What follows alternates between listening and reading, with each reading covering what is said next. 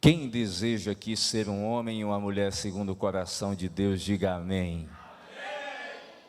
Coisa maravilhosa.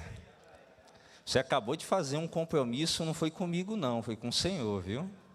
Se você disse amém, você está dizendo assim seja. Então você disse para o Senhor que você deseja buscar mais dEle, que você deseja ser mais parecido com Ele. E glória a Deus porque você tomou essa decisão.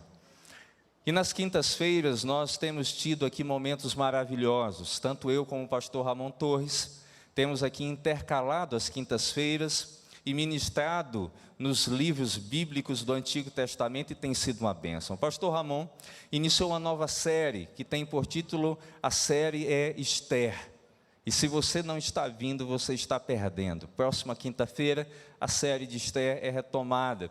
E eu estou tendo o privilégio de navegar nos Salmos, e tem sido uma experiência maravilhosa. Então, se você deseja aprender da Bíblia, se você deseja ser mais parecido com Jesus, valoriza o culto de oração e doutrina, convida mais alguma pessoa, que nós estamos orando, estamos louvando ao Senhor, e acima de tudo, aprendendo da palavra de Deus, amém? Peço que você abra a sua Bíblia nesse momento, no Salmo de número 15, Salmo de número 15, e nós vamos estar lendo a partir do verso de número 1, Salmo de número 15, a partir do verso de número 1, eu estou lendo aqui, ou irei ler, melhor dizendo, na nova versão transformadora.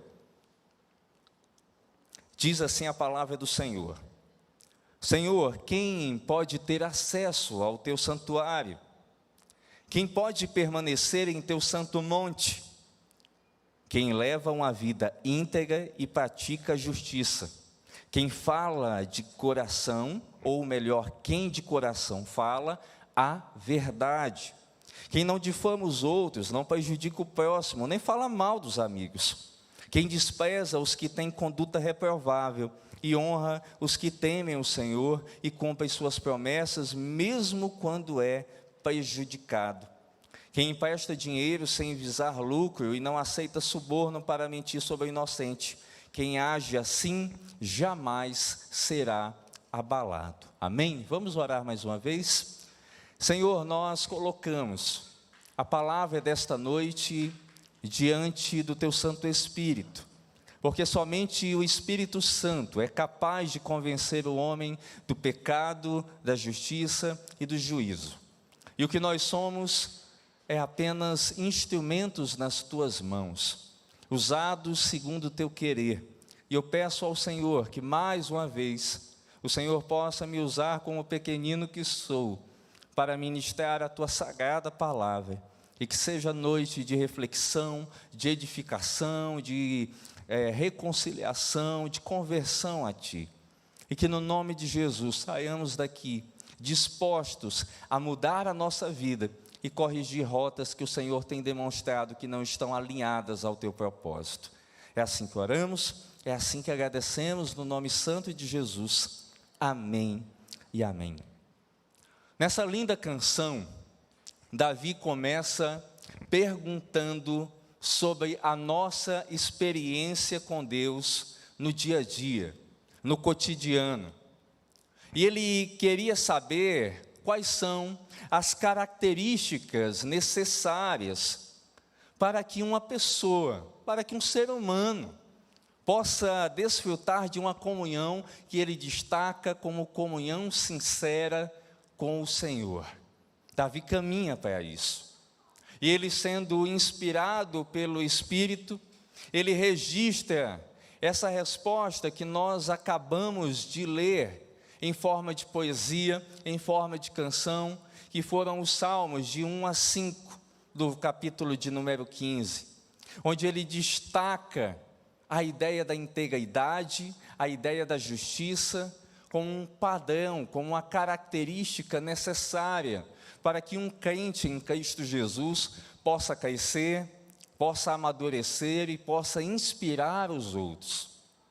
Ele também destaca nesse verso de número 5 final, uma conduta que até nos dias de hoje é extremamente reprovável, mas que muitos fazem, a qual ele diz que aquele que não empresta o seu dinheiro com juros ou taxas absurdas para obter lucro excessivo, nem recebe suborno contra aqueles que são inocentes. Ele vai destacar que esse que não faz esse tipo de coisa, ele traz esse exemplo como alguém que é santo, que é íntegro, que pratica a justiça. E olha que coisa interessante. Ele traz isso já apontando que lá naquela época, o dinheiro já era um problema na vida das pessoas, a ganância, a vontade de ganhar cada vez mais. Mas a resposta dada por Davi, ela vai muito além desses exemplos que ele demonstra. Porque ele traz várias facetas de algo chamado na Bíblia sinceridade. E Davi aponta, e ele quer demonstrar para cada um de nós, um homem que anda no princípio da sinceridade.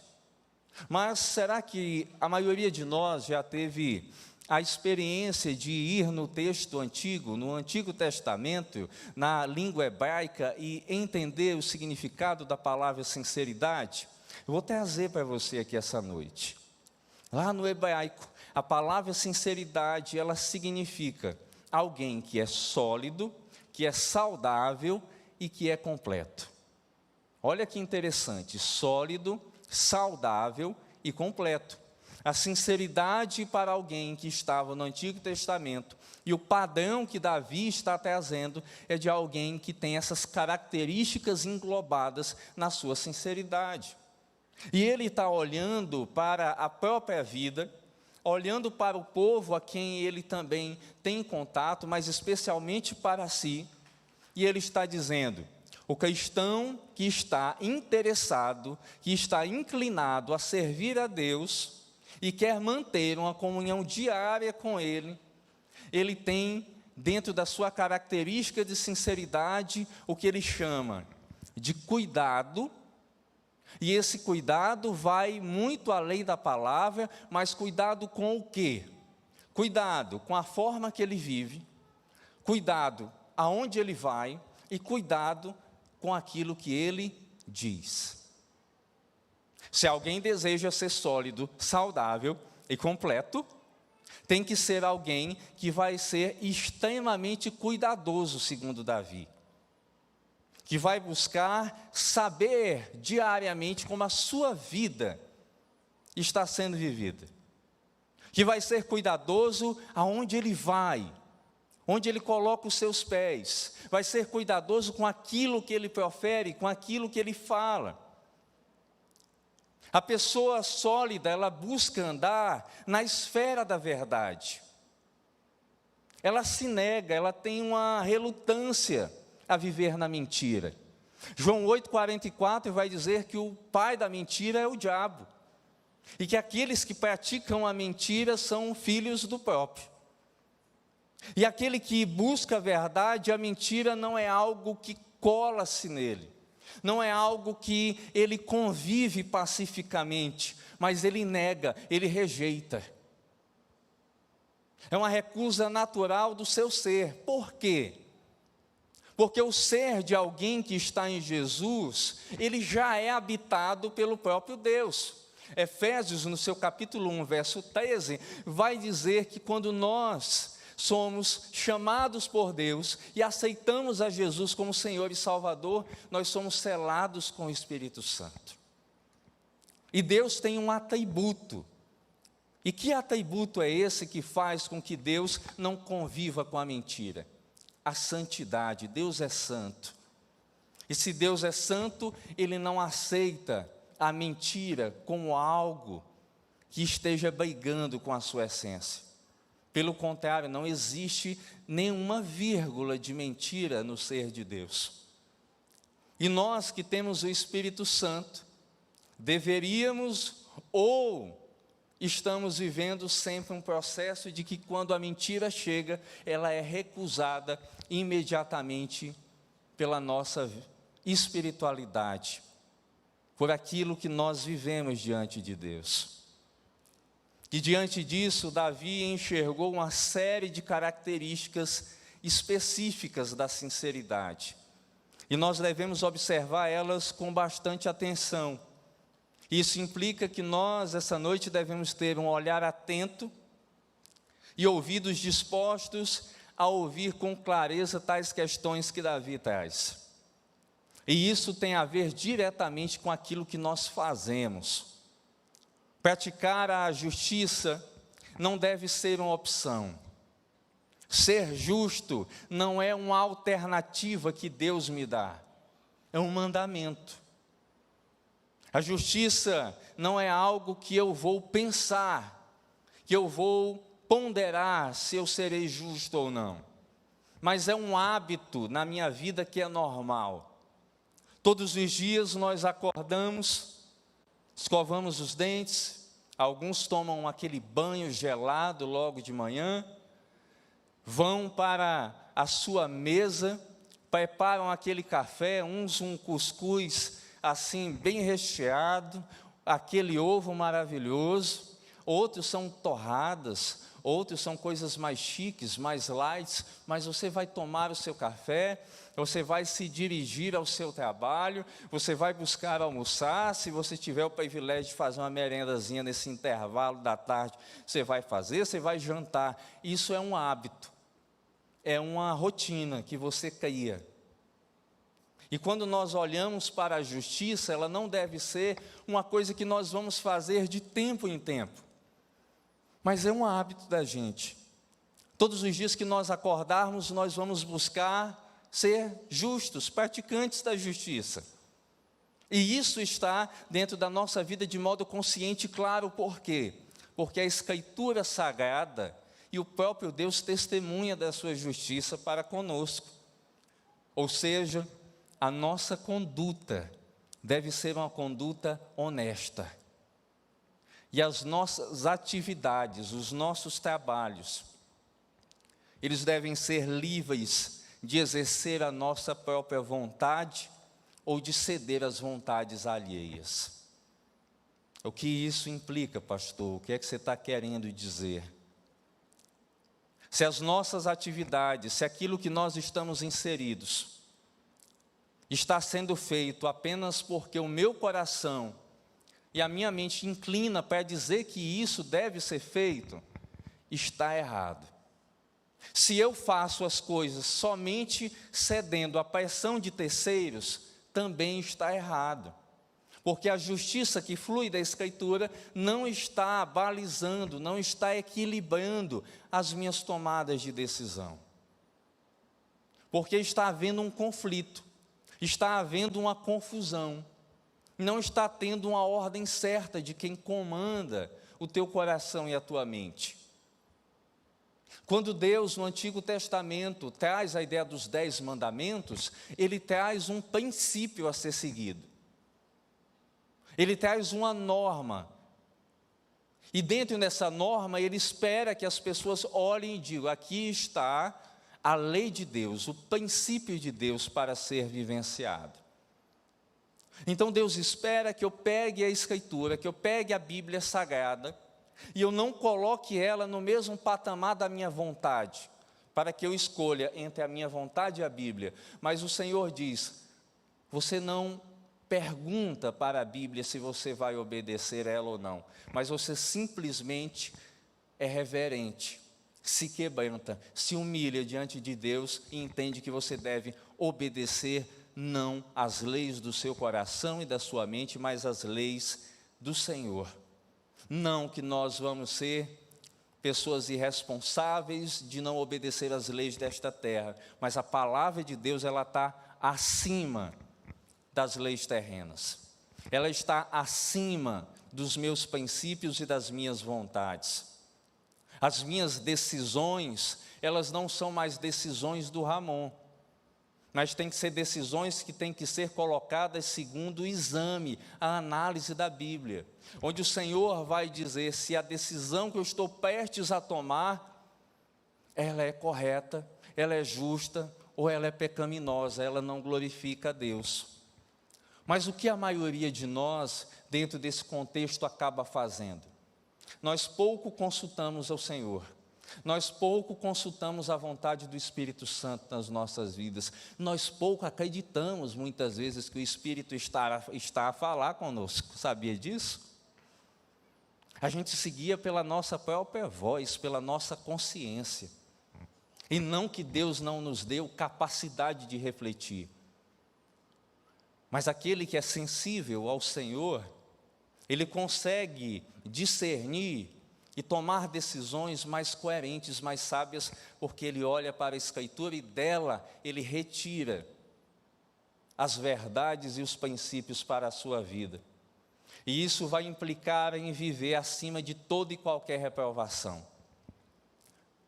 Cada um que já foi para a escola, o maior medo que você tinha era da professora, depois de uma prova daquelas muito complicada, ela chegar para você no dia da entrega das atividades, das provas, e você olhar lá um 6, um 5, um 4, e às vezes um 0. Qual a sensação que a gente tem quando recebe uma reprovação numa prova? É horrível, não é? A gente não se sente para baixo, não se sente, como eu dizia, rapaz, às vezes eu me sinto um burro.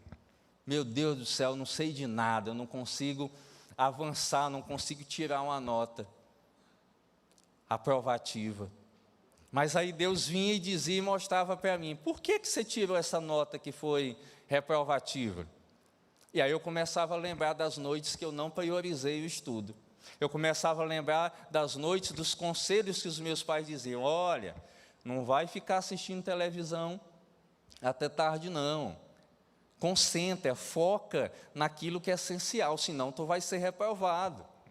E como é que Deus faz com a gente? Deus está dizendo, filho, filha, lê a Bíblia, ora ao Senhor, busca discernimento dEle, e a gente, não, deixa para domingo à noite, lá eu vou e o Senhor vai falar ao meu coração. E Deus vai, diante disso, reprovando, e a gente não sabe por que a nossa vida espiritual está estagnada. Não sabe porque a nossa vida está travada. E quando nós somos reprovados por Deus diariamente, porque não o buscamos como Ele deseja, isso vai enfraquecer algo que a gente esquece, que é a nossa integridade, que eu tratei no sermão anterior diante de Deus. Nós somos chamados a sermos santos. A palavra grega kadosh quer dizer separados. Eu e vocês fomos separados do mundo para vivermos para Deus. E Deus tem um padrão. Deus tem norma. Com Deus você não vive de qualquer jeito. E quando eu sou reprovado diariamente em virtude do meu pecado, a minha integridade vai sendo enfraquecida. O meu corpo, a minha vida espiritual, vai tendo diante de Deus fragilidades. Eu vou me tornando vulnerável. E quanto mais vulnerável eu sou, em mais áreas da minha vida eu vou sendo reprovado. Em mais áreas da minha vida eu vou sendo colocado de lado como alguém que não atingiu um padrão. Mas como é que a gente que está aqui hoje à noite se percebe diante de Deus com isso? Será que nós já nesse primeiro momento, nesse primeiro estágio, somos pessoas que estamos falhando? Será que a Bíblia tem sido o manual de consulta antes das decisões que a gente toma na nossa vida? Como é que anda a nossa integridade diante de Deus? E não é integridade só numa área, é integridade no todo. Como é que você tem se apresentado diante de Deus? Um homem e uma mulher íntegra? Ou um homem e uma mulher vulnerável, enfraquecida? Onde você se apresenta e diz, pastor, eu estou como mulher de Deus com muitas vulnerabilidades. Eu estou diante de Deus como um homem que está fraco a cada dia, cedendo às tentações, os pecados e as fraquezas que a carne e o diabo e o mundo têm imposto sobre mim. Quem você é? Que faceta você tem demonstrado para Deus até aqui? E isso tem a ver com a maneira como eu e você, como nós aqui essa noite, pensamos. E note que a verdade mencionada aqui por Davi, ela é falada segundo o coração da própria pessoa. Davi está se referindo a atitudes, a reações, a planos e motivos. Grave muito bem isso. Atitudes, reações, planos e motivos. Agora, de onde provém essas coisas que eu citei? De onde é a fonte de tudo isso? Abra sua Bíblia em Provérbios, no capítulo 23, verso 7. Provérbios, capítulo 23, verso 7.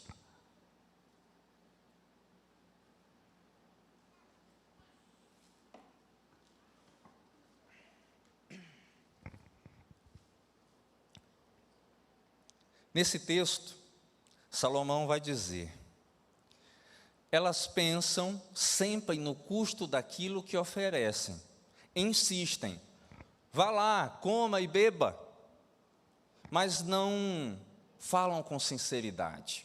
Olha que interessante. Há sempre uma insistência, há sempre uma vontade de alguém que está dizendo, vai lá, faz.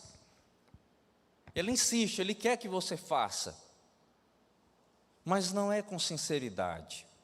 Mas o que no fundo esse texto está querendo nos dizer? É que existe uma fonte. E a fonte não é a palavra de Deus, não. A fonte é o nosso coração. E o nosso coração não deveria ser uma fonte que a gente deveria consultar com tanta frequência. Ou o nosso coração deveria ser um coração que é alicerçado na verdade, onde não existe espaço para o engano, onde não existe espaço para mentiras ocultas ou qualquer outra coisa.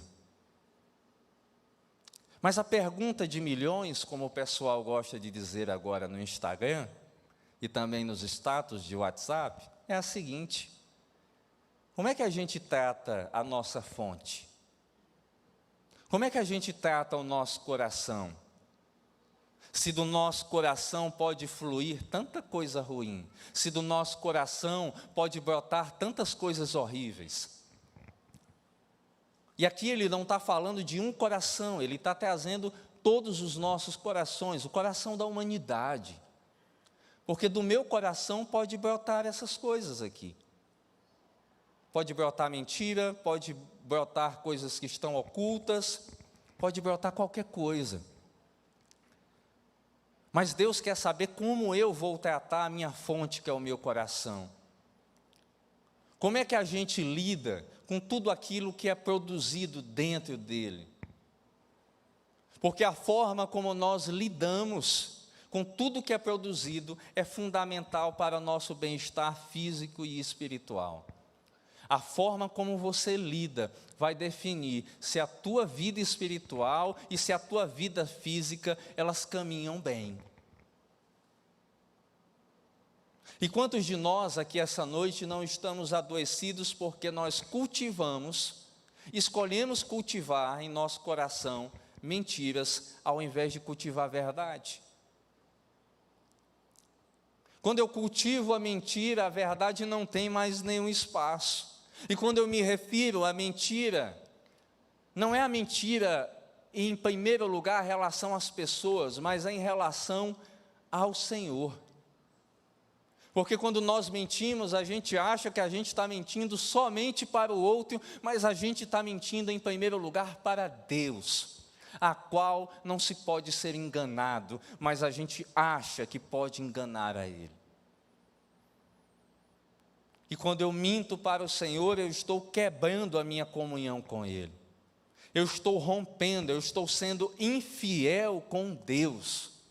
Eu estou traindo, eu estou rompendo a aliança que foi alicerçada com o Senhor. Em segundo lugar, nós vamos começar a mentir no casamento, na família, com os filhos, com os amigos, na igreja. Vai virando ali uma bola de neve que vai afetando e tombando sobre todos. Porque não houve tratamento, não houve cuidado, não houve o verdadeiro cultivo. E a Bíblia vai dizer que a falta de um coração sincero pode causar estragos gigantes na sua alma.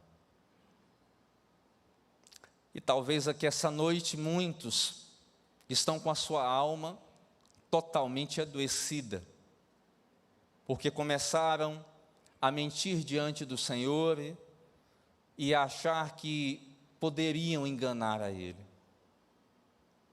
Mas Deus está dizendo de modo bem claro que você tem a capacidade de mudar isso, que você tem a capacidade de fazer com que aquilo que é cultivado dentro do teu coração possa ser alterado. Porque a decisão fica a cargo de cada um de nós sobre aquilo que nós vamos cultivar ou não, sobre aquilo que vai ter lugar ou não no nosso coração. Você um dia escolheu alguém para dividir a vida, para ser seu companheiro, para ser sua companheira. E você esperou, desejou e deseja todos os dias que essa pessoa seja o quê com você? Sincera. Nenhuma esposa deseja que o marido seja não sincero com ela. Nenhuma. Da mesma forma o esposo. E quando nós escolhemos alguém, ou amigos, ou o esposo ou a esposa para morar, para dividir uma vida, nós cedemos um lugar a ele e a ela. Se Deus está morando em mim, eu cedi esse lugar, e esse lugar Deus só vai permanecer de fato, ou só vai trabalhar, só vai agir poderosamente, se eu cultivar a verdade. De fato, o Espírito Santo, ele não sai daquele que é um verdadeiro cristão, de uma verdadeira mulher cristã. Mas deixa eu dizer uma coisa para você essa noite que talvez você tenha esquecido. O pecado, ele abafa o poder do Espírito na nossa vida.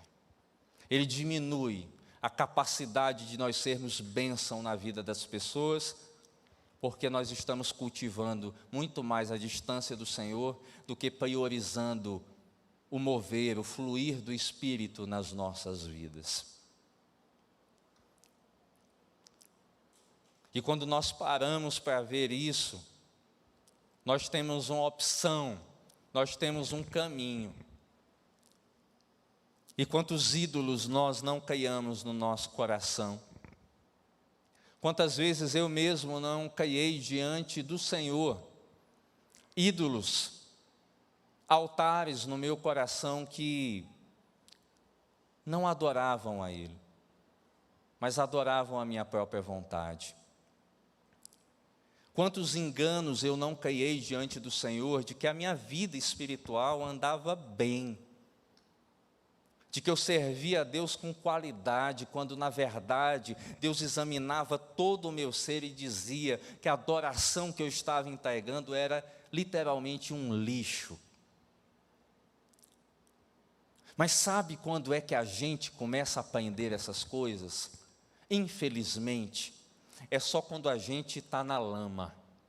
É só quando a gente está jogado no chão, que a gente está arquejando ali, levantando a mão, pedindo socorro para Deus. Mas a gente nunca se lembra de quantas vezes o Espírito Santo estava incomodando o nosso coração e dizendo: acorda para aquilo que você está cultivando, acorda para aquilo que você está alimentando, acorda para aquilo que de fato é o Deus da sua vida. E nós vamos nos enganando, achando que é irmos para a igreja, que é cantarmos, que é pregarmos, que é realizarmos as coisas para o Senhor, que são bem-vindas e que de fato Deus se agrada, mas que Deus se agrada ainda mais de um coração puro, como nós cantamos aqui essa noite. Deus se agrada ainda mais de um homem e de uma mulher que está buscando fazer uma limpa daquilo que não agrada. E muitas vezes nós estamos muito distantes de viver com o Senhor, de adorar a Ele realmente. E isso magoa, entristece o Espírito Santo. E será que essa noite o cultivo do teu coração é um cultivo que agrada a Deus? A tua espiritualidade entregue hoje engrandeceu, glorificou ao Senhor? Eu, enquanto estava prestes a subir aqui, eu estava pedindo misericórdia pela minha vida mais uma vez. Porque pregar a palavra é algo muito sério. O ministério que me antecedeu, que estava cantando, também sabe disso e da responsabilidade. Você que também não está aqui, mas está aí na sua poltrona, orando, cantando, também tem a mesma responsabilidade. Porque nós estamos apresentando a Deus o nosso cultivo diário, a nossa adoração. Domingo nós cantamos, seja um lugar do quê? Adoração. E a gente acha que a nossa entrega é só no domingo, é todo dia que o Senhor está recebendo aquilo que eu estou levando para o altar dele. Está aqui, Senhor, a minha vida hoje no teu altar. Será que Deus está recebendo ela como aroma suave? Será que Deus se agradou daquilo que a gente realizou hoje, daquilo que a gente fez? Como é que anda o teu coração essa noite? Como é que anda a tua alma diante do Senhor? O que realmente precisa ser mudado? O próximo ponto que eu quero destacar é algo muito sério e que talvez vai doer bastante na tua alma. Existem duas próximas características que têm a ver com aquilo que nós falamos. A palavra hebraica, que tem o seu significado a partir da palavra difamar, significa literalmente, veja só, difamar no hebraico significa circular, caminhar e poderíamos até dizer, ir mais longe, andar a pé. O que isso quer dizer? A ideia aqui inclui alguém que anda aqui, ali e mais ali, espalhando, segundo o texto bíblico, calúnias maliciosas, derramando, jorrando veneno da boca e ferindo a reputação dos outros pelas costas. Que cenário pesado. Você lembrou de uma cobra? De uma jiboia, de uma jararaca? Do que foi que você lembrou? A gente tende a lembrar do animal, mas aqui a Bíblia não está falando de bicho não, está falando é da gente mesmo. Você já pensou, já se olhou assim no espelho e aquele veneno escorrendo assim pela boca? Aí você vai andando e falando, mas o John, eita John, tu é terrível. Ali é um malandro, nunca viu aquela barba, aquele ali é um malandro. Ai, Senhor, o pastor, ali é só mago, mas ali não faz nada, é um vagabundo. Aí você diz, pastor, pelo amor de Deus, tem gente que talvez possa lhe chamar assim, meu irmão, talvez seja um elogio só isso. Meu Deus do céu, estão cantando ali no louvor, mas só Deus sabe, só querem ser. Estou mentindo? Se eu estiver mentindo, vocês se levantam aí e interrompem, igual nas Assembleias de Deus aqui, a minha mensagem. Deixa eu dizer uma coisa para vocês. Esse é o retrato da humanidade. Sabe o que Adão fez quando Adão errou? Junto com a mulher dele, Evinha. Ele pegou e disse, foi a mulher que tu me deu. Ele jogou a culpa em Deus na maior cara de pau. Deus na frente dele, a culpa é tua que me deu essa mulher maldita. Na hora do bem bom, Adão estava lá curtindo, né? Na hora de ela chegar com o fruto, oh, meu amor, como agora? Certamente você está oferecendo uma coisa maravilhosa.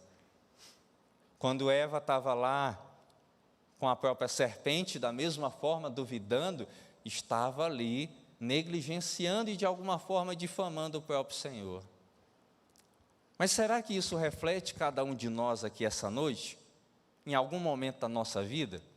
Será que em algum momento você já foi alguém que circulou, que andou e que deu uma facadinha nas costas de alguém? Ou de leve, ou forte, que até atravessou até a barriga, que quase matou? Será que a sua boca estava cheia de veneno durante assim um bom tempo? A maioria de nós em algum momento já fez isso de modo interno ou externo. Não, pastor, eu nunca falei, mas internamente em algum momento da sua vida, eu e você, nós já matamos muitas pessoas. E isso ocorre porque o pecado está sendo cultivado naquilo que nós estamos falando. Nós encaixamos como pessoas que gostam de ouvir e passar adiante alguma história que mancha a reputação de alguém. Uma fake news. Você já recebeu uma fake news? Já passou ela para adiante? Ó, o Eduardo é um cara complicado. Cuidado, cuidado. Será que você já fez isso? E é interessante notar que há um texto na Bíblia que traz algumas verdades muito profundas sobre isso. Abra sua Bíblia em Provérbios capítulo 6, do verso 16 a 19. Provérbios capítulo 6, do 16 ao 19.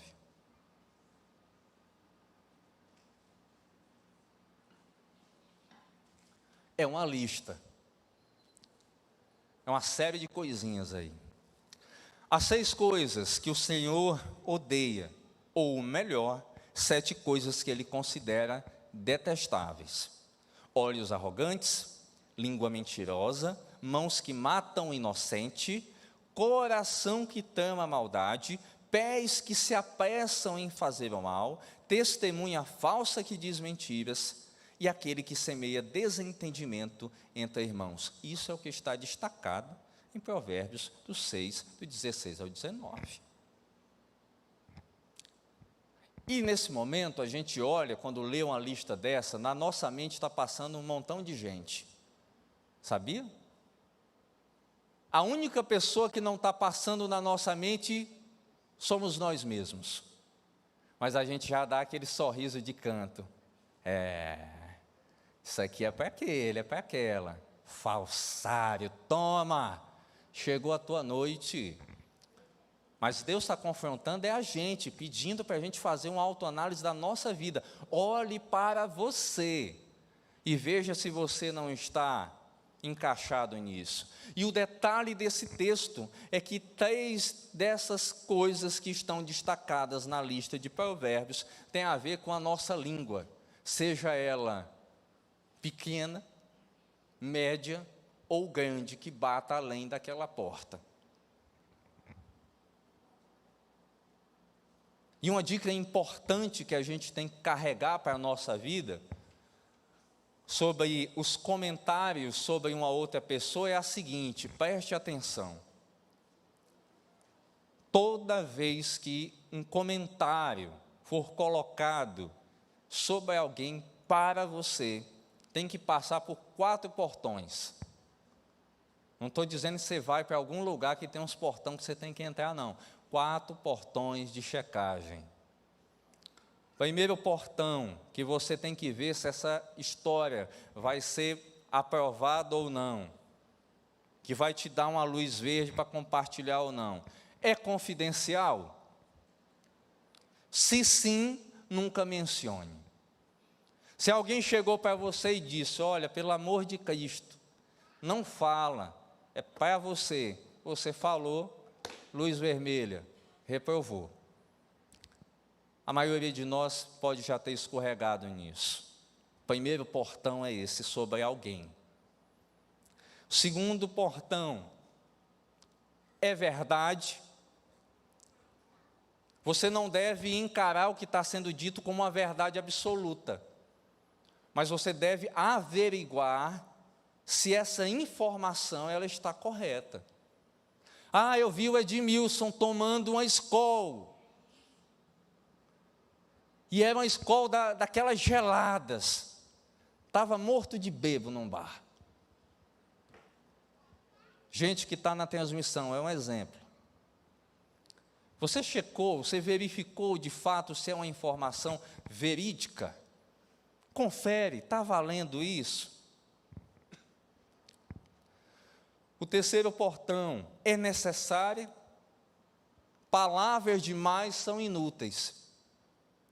Às vezes tem uma informação, a gente está com 2, com 3, com 4, com 10, com 20, e está lá, só empurrando. Por falta de sabedoria. Deixa eu saber se é necessário realmente isso que está sendo dito para mim. Deixa eu checar se isso realmente está no ponto certo ou está indo além. Quarto portão. É bondosa? Vai servir para algum propósito saudável? Vai abençoar? Tem questões que vão ser discutidas, gente, que são saudáveis? São. E merecem ser discutidas. Que tem um propósito de edificação, de correção na vida espiritual, de tratamento de alguém. A gente, enquanto pastor, vai sim ter que tratar diversas coisas sobre uma pessoa. E o propósito tem que ser sempre de restauração. O propósito tem que ser sempre de edificação da vida desse ser humano. Mas você tem que identificar se é um propósito saudável ou não, se edifica, se glorifica a Deus ou não. Dito isso dos 4 portões, como é que você avalia a sua vida em relação a essas coisas? Será que a gente, em algum momento da vida, não falhou em algum desses portões?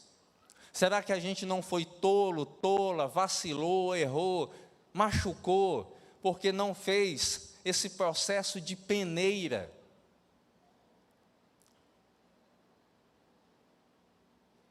E a gente tem ao longo da vida a oportunidade diante de Deus de ir corrigindo as rotas, de ir alinhando. Nós estamos tendo a oportunidade de, mais uma vez, diante da Bíblia, observar aquilo que Deus odeia, aquilo que Deus detesta, pegar a nossa vida, não é olhar para o outro, mas é a nossa vida e avaliar, perceber. Em um mundo onde nós tiramos impressões uns dos outros de modo bem rápido, a gente tem que ter cuidado. Porque rapidamente a gente bate o olho e tira uma impressão equivocada, que pode machucar, que pode ferir, que pode ser extremamente danosa para a vida da pessoa. E nós não gostamos quando alguém tira ou tem uma impressão errada sobre a gente. A gente quer demonstrar algo diferente, a gente quer demonstrar uma outra perspectiva. Mas a gente tem que passar por essas etapas, tem que ir adiante sobre isso. Abra sua Bíblia em Efésios capítulo 4, verso 29.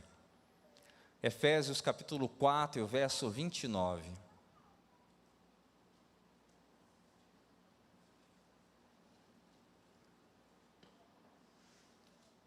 Nesse texto, o apóstolo Paulo vai dizer o seguinte: evitem o linguajar sujo e insultante, que todas as suas palavras sejam boas e úteis, a fim de dar ânimo àqueles que as ouvirem.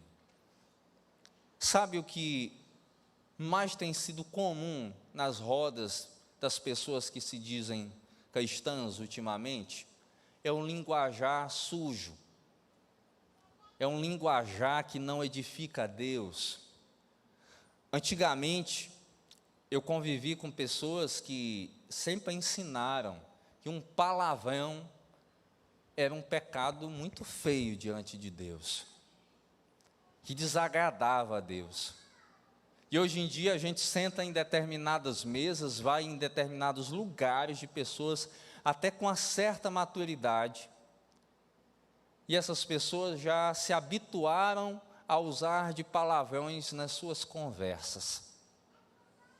Isso Paulo está dizendo que é um linguajar sujo e insultante. A forma como eu vou tratar a minha esposa, a forma como eu vou tratar os meus filhos, a forma como eu vou tratar as pessoas com quem eu convivo, se eu uso um linguajar inadequado, eu estou pecando. Se as palavras que eu uso não são boas, não são úteis, se elas não geram ânimo na pessoa, não adianta. Eugene Peterson, grande conselheiro pastoral, ele disse o seguinte: cuidado com a maneira que você fala. Não permita que nada desagradável ouviu saia da sua boca.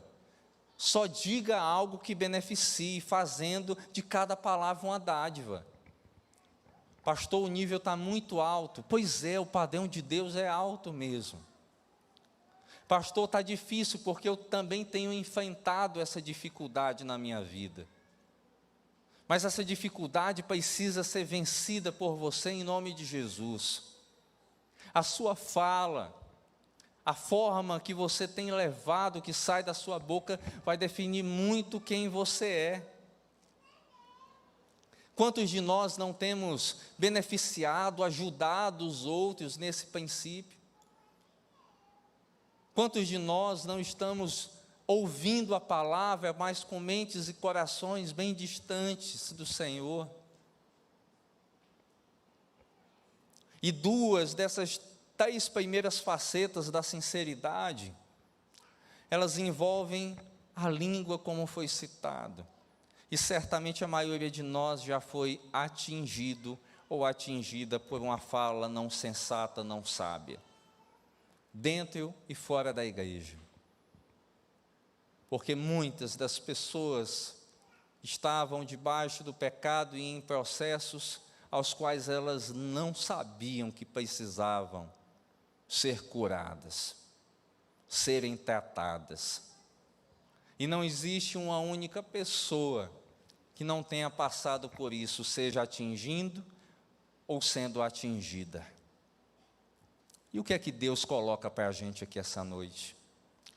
É que nós devemos nos policiar, vigiar a nós mesmos e buscar sempre a sabedoria, não popular, mas a sabedoria vinda do alto, para que não venhamos machucar, ferir aqueles que nós amamos, as pessoas com as quais nós convivemos.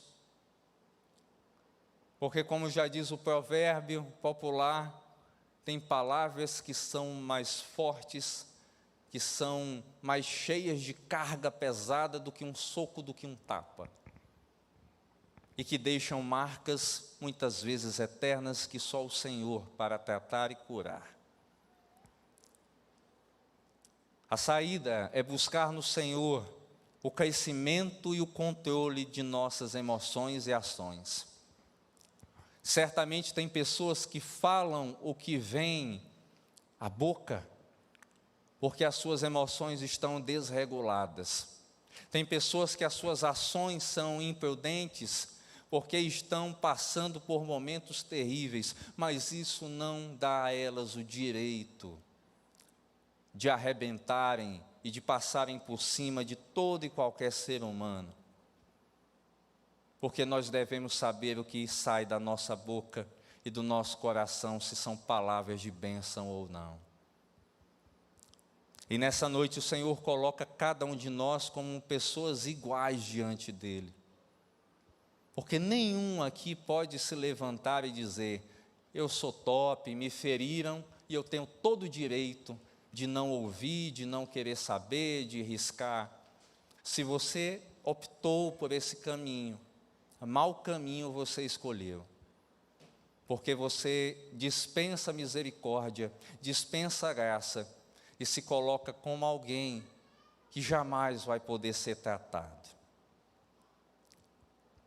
Palavras de bênção, palavras que podem ser iniciadas hoje, palavras que podem sair da sua boca hoje, estilo de vida diferente que pode começar hoje. E eu quero dizer para você, que se você essa noite entende, que de alguma forma machucou alguém em algum tempo da sua vida, com uma fala ou visão equivocada, você tem um desafio aqui, a partir da Escritura. E que desafio é esse? Ore pedindo perdão ao Senhor pelos danos causados e libere perdão em sua oração, citando diretamente na sua mente as pessoas ou a pessoa que você em algum momento feriu e machucou. E libere sobre ela palavras de bênção e de cura. Somente vai fazer isso quem tem buscado viver uma vida pelo Espírito. Somente vai fazer isso quem está focado no Senhor. Somente vai fazer isso aquelas pessoas que vieram aqui essa noite para cultuar a Deus e não cultuar a si, ou não ficarem nas distrações. Qual é a sua decisão diante do Senhor? Qual é o rumo que você vai escolher? Davi pode subir, os meninos do instrumental podem ficar aqui. E eu quero te convidar a você ficar em pé em nome de Jesus.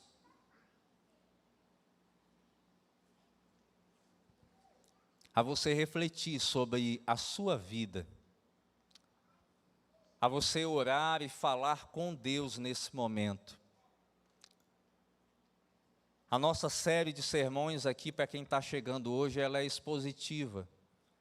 O texto não foi escolhido. Quem tem me acompanhado nas quintas-feiras, a gente está expondo capítulo a capítulo.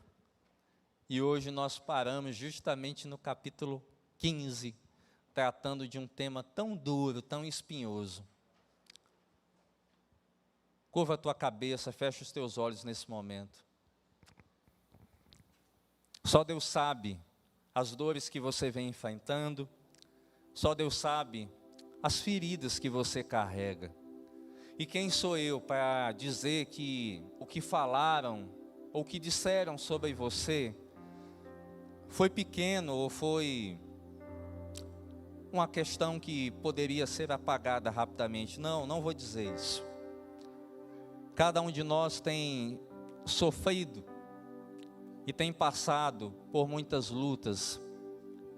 E talvez essas marcas estejam bem vívidas no nosso coração e na nossa mente. Senhor, em primeiro lugar, Pai, eu não poderia trazer essa palavra essa noite sem fazer aquilo que o Senhor pede para o meu coração e para a minha mente.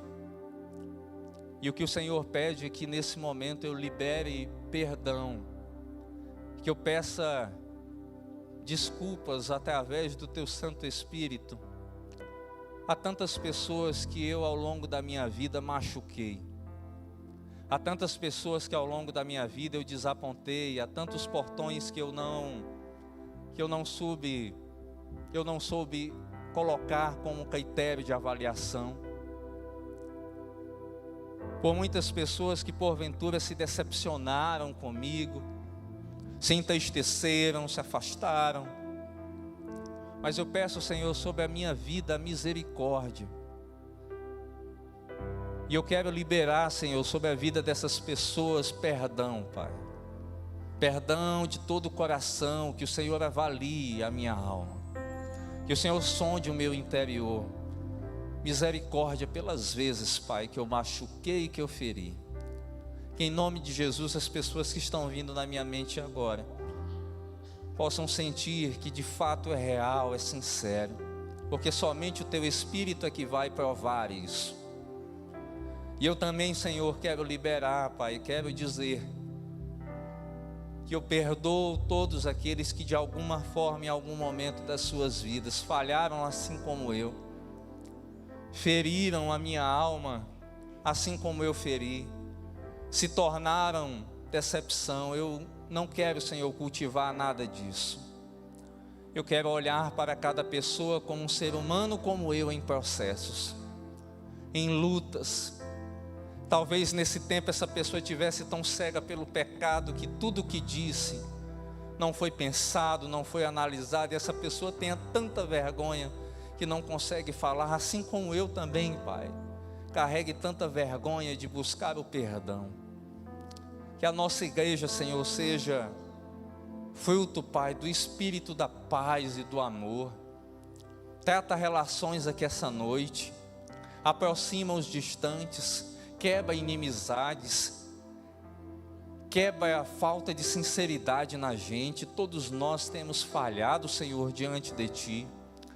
Tem misericórdia da nossa alma. Que a nossa relação com o Senhor seja de entrega, Pai, seja de dedicação. Perdão, Senhor, por tantas vezes que eu tenho entregado tão pouco no Teu altar, por tantas coisas que eu tenho feito que ainda não Te agradam. Porque, como diz a canção, eu quero me esvaziar de mim. Eu quero ser cheio cada vez mais do Teu Santo Espírito.